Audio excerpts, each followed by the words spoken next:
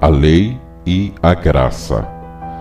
Dizei-me, vós os que quereis estar sob a lei, acaso não ouvis a lei? Gálatas 4:21. Não é incomum que mesmo crentes que desejam viver na graça e que afirmem que estão vivendo na graça, sejam encontrados vivendo sob a lei e não na graça. Isto é resultante de uma mentalidade legalista ainda não renovada e educada pela graça de Deus. É possível se pensar que devemos viver na graça simplesmente para guardar os mandamentos da lei, quando na verdade viver na graça é muito mais do que isso. Por exemplo, onde se encontra escrito na lei de Moisés que os servos de Deus devem crucificar o velho homem, renunciar ao ego e carregarem diariamente a sua cruz. Não há tal registro nos mandamentos dados a Moisés, mas são mandamentos que foram dados por Cristo para aqueles que pretenderem viver de fato na graça.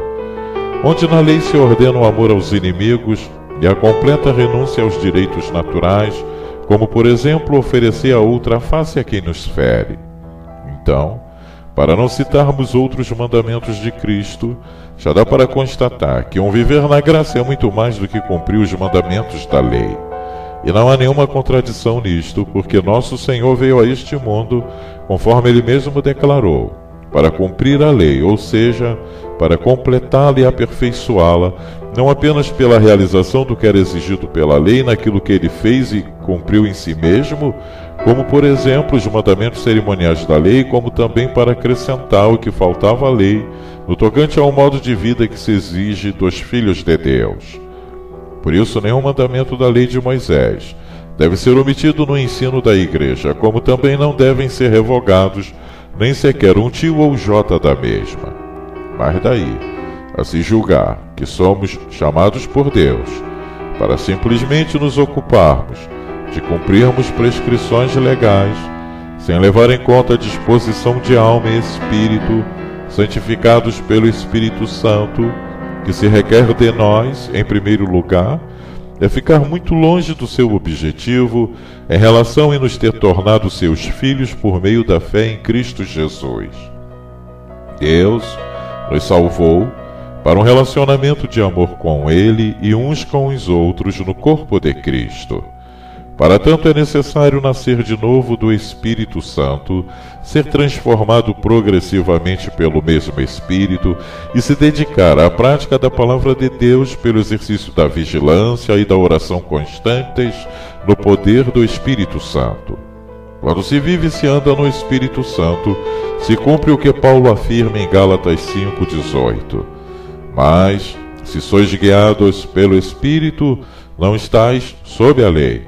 E por que isto? Porque contra o fruto do Espírito Santo não há lei, como ele afirma em Gálatas 5:22-23. Mas o fruto do Espírito é amor, alegria, paz, longanimidade, benignidade, bondade, fidelidade, mansidão, domínio próprio.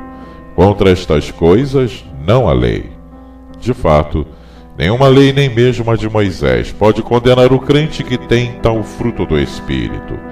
Quando não se tem o Espírito Santo ou não se anda no Espírito, o que prevalece é a natureza terrena. E então, quando alguém tenta cumprir a lei em tal condição, por maior que seja o seu esforço e sinceridade, o que se terá é o homem carnal tentando viver o que é espiritual.